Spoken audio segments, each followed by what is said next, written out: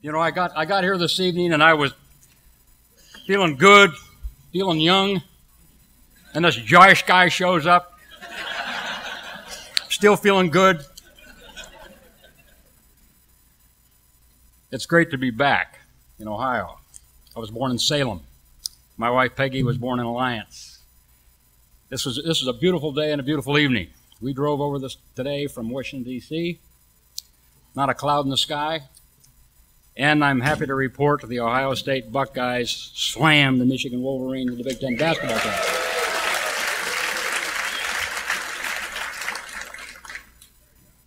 Seriously, this organization, what you're doing, what you've accomplished in a very short period of time is really terrific.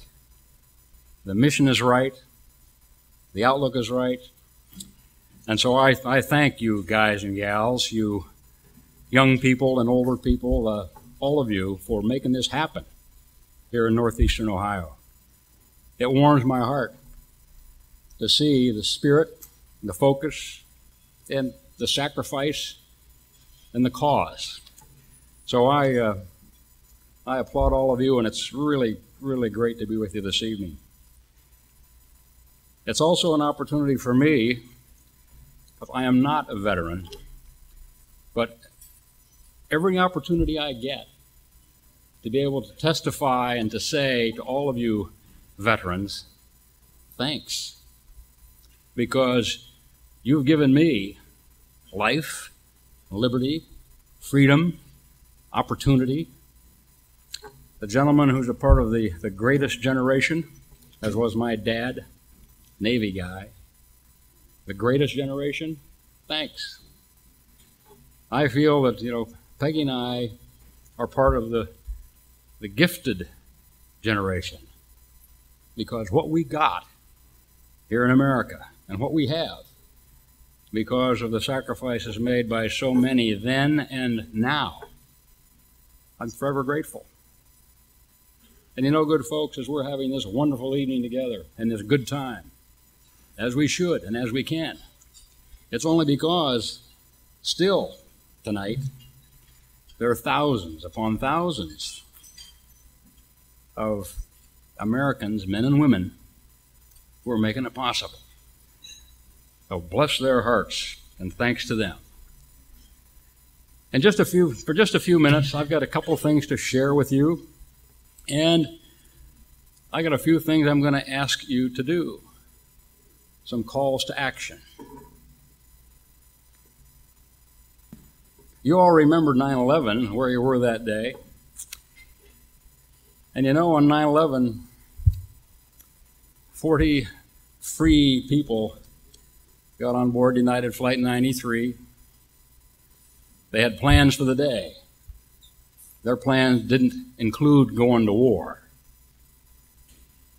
But indeed, on that morning, in an almost cloudless sky like today, a fight broke out, and it broke out right about up there in the skies over northeastern Ohio.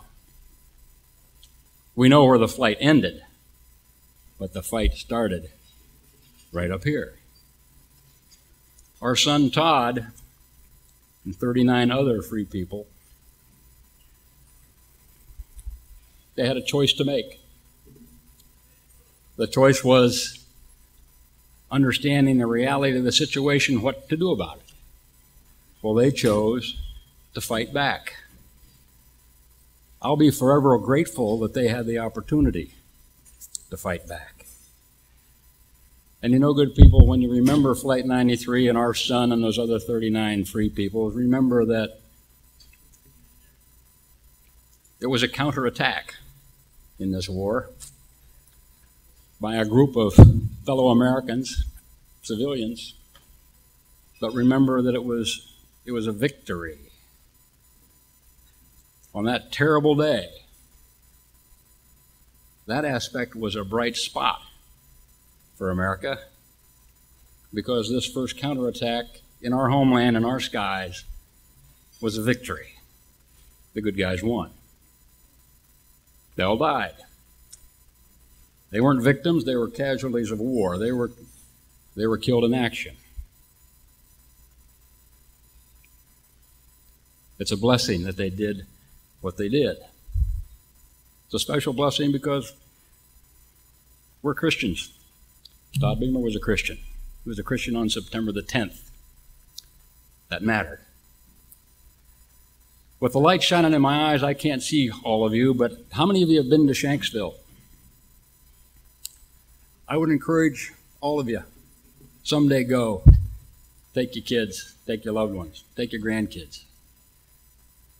It's not very far away, actually.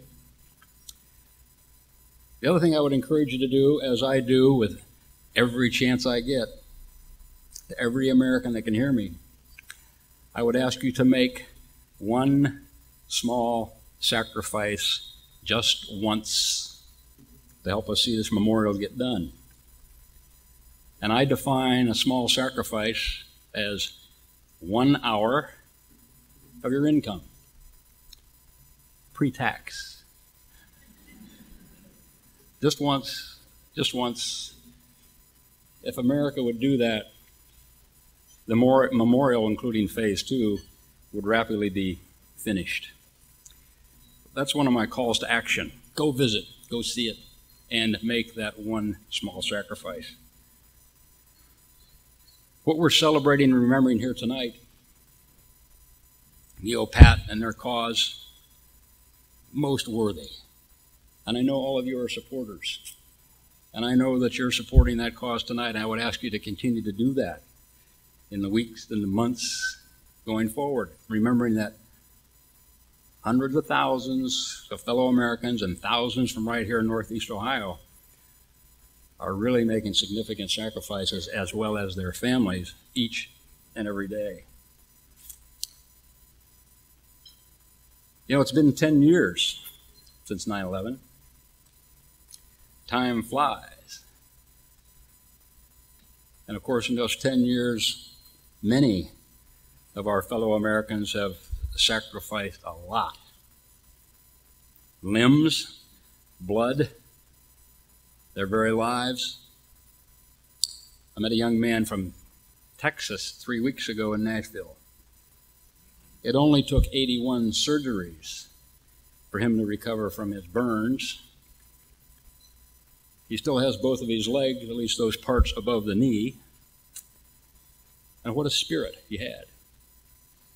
So we must remember that even though 10 years have gone by, so many still stand up for us and our freedom and liberty. And even though that dreadful day of 9/11 was 10 years ago, you know, we're still under attack. We're under attack from the same enemy with an ideology that attacked us on 9/11. Enemies from without. You know, our very culture, our Constitution, our liberties, there are some within that are also have our republic under attack. The freedoms that we've enjoyed, that I've enjoyed for my whole life, the choices that I get to make, exercising the free will that God the Creator gave me, the ideals of self-responsibility and accountability, a lot of those foundations are under attack. And so we have the opportunity, in uniform or out of uniform, to stand up for America and our values, to assure that this republic continues. So I call all of you to action. Yeah, make a trip to Shanksville. Yeah, 1 hour sacrifice for that project. Continue to support NEOPAT regularly. Coming up in November, we'll have a chance to exercise our freedom and our choice and to vote. And I ask you to vote for those who represent the principles of America. I don't care about Republican, Democrat, Independent. I don't care about what color someone is on the outside. They could be any color. just want them to be red, white, and blue on the inside. So my call to action is, for all of us, is to remember and recognize the threats to our country and our culture and our Constitution.